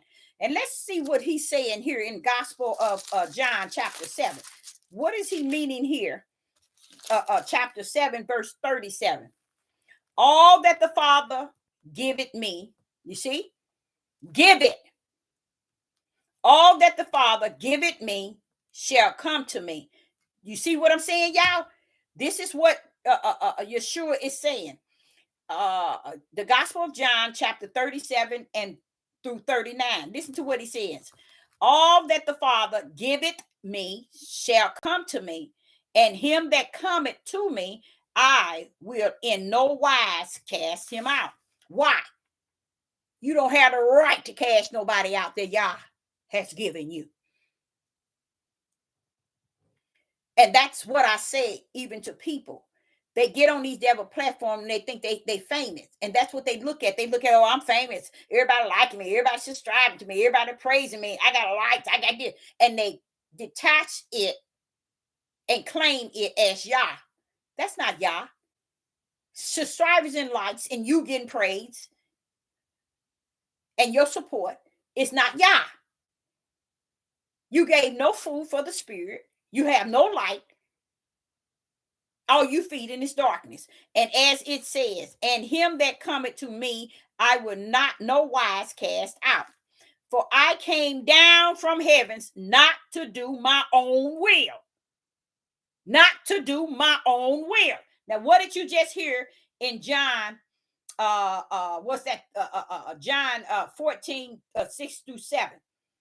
Watch this here. Wait a minute. Are we in the right page? No. I'm on the wrong page. The Gospel of John, chapter 7, verse 37 and through 39. That's what but I liked it, that one there too. Yeshua is actually telling him that this is his Father that sent him. See, we got to keep in mind now, if he sent him, why is it people don't get that? We got Geno Jennings calling Yeshua God. Did y'all know that? This is why I say when Geno Jennings is on here barking up all these trees of all these people in the world, why is it y'all gonna send you to bark up their tree and you lost with a cause and without, not knowing who's who and what's what? Your understanding is far distance as the left is to the right. But just because you can bark up the tree on the worldly people who's doing wicked and evil, but who are you? Now, he has several of his members leave because they found out that Yeshua is the Son of Man and not Yah. But they had been under his apples on his tree for so long. You know how hard it is to be an apple to a tree that you didn't follow so long, and all of a sudden you come to the truth? They swooped the coop. They left. But it took a lot of other things, him accusing them of doing things, for them to leave. Why is that? See, they don't know how. Men don't know how to pull out away from that which is not spirit and truth, meaning that which is not representing Yah. When these men are displaying that they are not men that's representing Yah, pull up and pull out. But what they're doing is they offering them so much to where these men is like, I get to be on the pulpit. I get to preach. I get to open up the service. I get to, and they looking for ownership or to belong in this group or belong to this apple to where they can't see right from wrong and wrong from right. So what did Sister Deborah opened up this here about? I was explaining to you how you cannot muzzle the word, nor can you put Yah in handcuff, because the hands are the power and the word is Yah. You can't just think you can close it up and run your church. You can't do it and run your platform. And that's what they call themselves doing. So what happened? They end up dispersing, leaving and starting their own church. This was in Geno Jennings' church. They split up, men, and started their own. But it don't matter. It don't matter what you start. You steal that same apple from that same tree that you stuck in for so long. What did I tell you? Being on the left side, don't want to give up that left to get on the right side. That's why I started this off. This message is about. It's about the left hand, handcuffing Yah's hand and muzzling his mouth. But I also talked about people on the left don't want to give up that left just to get back or get right in the right lane. They don't want to do it. So they rather handcuff him, muzzle his mouth, and continue to walk in the left. These men left Geno Jennings once they found out. Do y'all know what that means? For you to be living all these years and find out that Yeshua is the Son of Man and Yah is the Son of Yah. That's who he is. He's Christ. He's the right hand. And you've been with this man 20, 30 years. So, but when you come to the knowledge, pull out, go to the right. But a lot of these here Torah teachers, they ain't gonna come to the right because that's all they know. They don't know spirit and truth. They don't know the light. They only know Torah where they have mastered. And they master it to deceive you. And that's why they've been on here for so long. So in the Gospel of John, chapter 7, and verse 37 and 39. The Gospel of John, chapter 7, verse 37 through 39. In the last day. Now, wait a minute. Hold up. How can we get past Torah if that's what we should be living by? Torah. Torah this. Torah this. We have to follow Torah. We got to abide by Torah. We got to do this in Torah. Torah your tail somewhere and sit down. The Gospel of John, chapter 7, verse 37. In the last days. Now, how you going to take me to Torah? And he's talking about the last days. See, that's what I'm telling y'all. We are here in the land of our captives. And we worried about all these traditions of old. No. They don't even have the respect. How can Yah create instructions and directions and then come to live in us with the instructions, directions? And we're not supposed to understand the power that created instructions, direction, now live in us.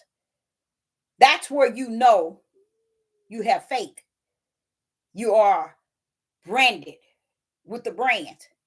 It's because you have accepted him to be all that the world said that they are. They ain't nothing compared to he that's greater in me. So I'm not going to come out of him and follow commandments and laws in the order in which man wants to use it as an iron claw. I'm going to let him that's greater in me than he that is in the world teach me from the inside what's what. You see, and that's what we have forsaken. What do you do when you do that, Deborah? You give the honor, the power, the glory back to where it's due. And that's our problem. We don't want to give it back. We want to stay on the left lane. We don't want to give it back to he that's on the right. And that's why he has to have pity for his own holy name. That's sad. That's sad. I don't care what none of y'all say. That's sad. The Gospel of John, chapter 7, verse 37 through 39. And in the last day, that great day of the feast, Yeshua stood. No, he was talking about the feast, the last day of the feast. But let's say Yeshua. We're talking about in the last days during the time Yeshua was here.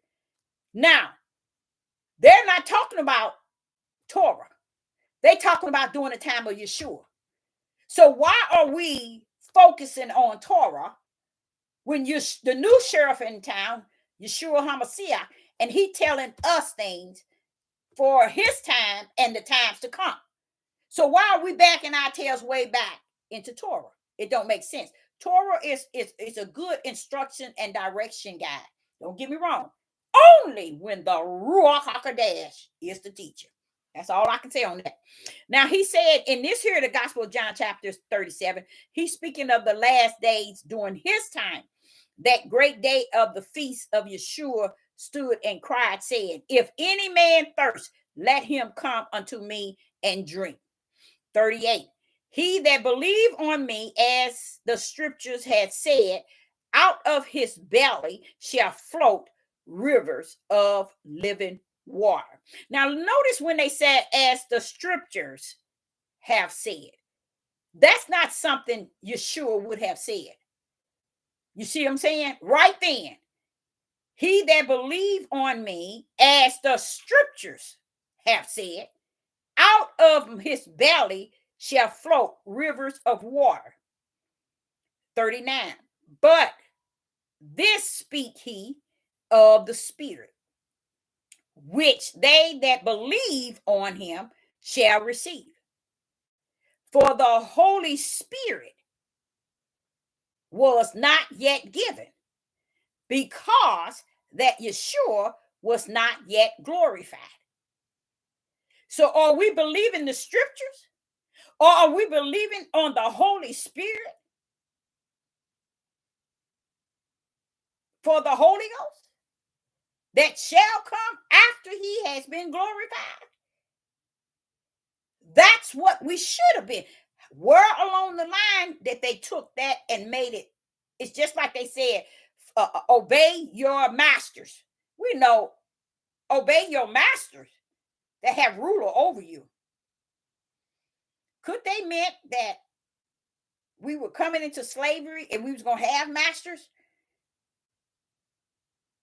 And I guess obeying them would have been okay because we were in prison. We are in prison. We are in captivity, but you have to let the Ruach show you how that is broken down and what is added and what is taken away. Because let me tell you something. When the Ruach began to teach you, you begin to see everything and understand everything, what been slid in, what been slid out. That's the beauty of it all. You'll see it. Because in verse 39, it says, but this spake he of the Spirit, which they that believe on him should receive. For the Holy Spirit was not yet given because Yeshua was not yet glorified. Okay, so that there is beautiful because it switched from believing me as the scriptures have said. That don't even sound right. Out of his mouth floating rivers of water. Now it's saying, he that believe on me, as the scriptures have said. Now I can see where that is added in because it turns around and said, it should have said, believe in me. Out of my belly floats river of water. But it says, he that believe on me, as the scriptures have said. That's not what Yeshua would have said. You see what I'm saying? Because that took you to where it was trying to get you to be in full control of the scriptures in a way in which he shall say it. Now, if you look that up and you see and you ask, where is it saying scriptures have said, you probably would only find it one time in the whole Bible, and that is in John, the Gospel of John, chapter 7 and verse 38, because it is something that was added in there. You see what I'm saying? Because you could see it, because it should have said, he believed on me. He that believed on me, out of his belly float rivers of water. After you what? Believe on him. Why was scriptures have said? It doesn't, I don't too much get that because it doesn't make sense. But my whole ideal is, hey, it doesn't make sense, but it doesn't mean that it, to me, when it doesn't make sense like that, when I see that has said, I look at added in, because you won't find that nowhere else in the whole Bible. Scriptures has said. You won't find that nowhere in the whole Bible, but right there. So I'm looking at, he that believe on me, out of his belly shall float rivers of water. That's what it should have been. Okay. Now, here we go. Proverbs. This is the last verse. Proverbs chapter 1 and verse 7. Let's see what Proverbs chapter 1 and verse 7. Proverbs chapter 1 and verse 7. Everything, I would never tell anyone to forsake the Bible, okay? Because I believe that Yah want us to have this book as a study guide. That's why it is said, study to show yourself. And that when he comes as the Ruach, the true teacher, he will rightly divide what is truth, spirit, and truth. That's what I believe. Proverbs chapter 1 and verse 7. The fear of Yah is the beginning of knowledge, but fools despise wisdom and instruction. Now, even listening to this, and this is in the old, but if you take that and apply it to Torah, okay? Now, you apply it. I mean, if you take it and you measure it, now it's telling you something totally different than what you would hear in Torah. It says, "For the fear of Yah is the beginning of knowledge, but fools despise wisdom and instruction." Why do they despise wisdom and instruction? Because wisdom of Yah is spiritual, and instructions is commandment. See, a lot of y'all wouldn't have known that, but that's what he said. You see what I'm saying? So all I'm saying to you, and then it says, "My son, hear instructions of thy father, and forsake not the law of thy mother." What is he meaning? If your father give you instruction, which would be like unto a commandments, okay, of thy father, and forsake not the direction, which is the law of your mother. So he's saying the instructions of your father and the direction of your mother. In verse 8, "My son, hear the instructions of your father, and forsake not the direction of your mother." Now watch this here. This is how they would use it. "For my son, hear the commandment of thy father, and no, they would use, and forsake not the law of thy mother," which Yah say it's all instructions and directions. Mother give you the directions, father give you the instruction. So he said in verse 7, Proverbs chapter 1 and verse 7, "Fear Yah." The fear of Yah is the beginning of knowledge. That's spiritual knowledge, you guys. But fools despise wisdom and instruction, which is commandments. Why? Because they are spiritual. They are spiritual, and they don't want to follow the spiritual commandment, the spiritual law, the spiritual wisdom, the spiritual knowledge. They don't want it, you guys. They don't want it because it don't allow them to get the subscribers and likes. And really, I could see if they have been on here for so long, racking up a check and feeding and getting subscribers and likes and praise, and they famous. This is how they become famous, y'all. This is how they become who they are under it all, is that they put it out in a way that held no spirit and truth at all, no light, none whatsoever. And they've gotten away with it for so long. And if you ever thought to go back to Yeshua and you hear what Yeshua says, he says it's going to be like the days of Noah, feasting. Why would he add feasting? Because who's feast? Judah, Israel. But wouldn't they have feast days? Ain't that the norm? Ain't nothing wrong with feasting. But he's telling you, yes, it is. Because they're going to be doing these things as a habit. They're going to make sure they follow all the feast days and gathering and together. What did he say? Eating and drinking. That's what they're going to be found doing. They're going to make that. And they have. They made that the tradition of following Yah. And that's what a lot of people, they can't wait to all these days that the Hebrew Israelite have set before them, the calendar days and all these different things. That look how they doing the moon. Everything, they follow everything that has no connection to Yah at all. They follow all of those habits because that's what makes them happy. That's what makes them content and following a religion called the Hebrew Israelite movement. And that's why a lot of them clamp to it. It's because they feel they have found themselves. They have found their true identity is to follow these things. And they never thought that when Yeshua say in the end days, it's going to be, in the days, it's going to be like the days of Noah. So when you look at that, you can't say, oh, those were good days. That was back in Torah. Those were the good days. No, that's not what Yeshua said. He said those were the bad days where Yah came to destroy the world because of what? Every imagination and their thoughts were wicked and evil. They were doing all kind of abomination and all kind of things. See, we missed it. So why would the Son of Man come on the scene and warn us of the days of Noah and the days of Lot? Why are you talking about they're going to be feasting? Why are you talking about they're going to be eating and drinking? Why we should know that? That's showing you how out of order they are.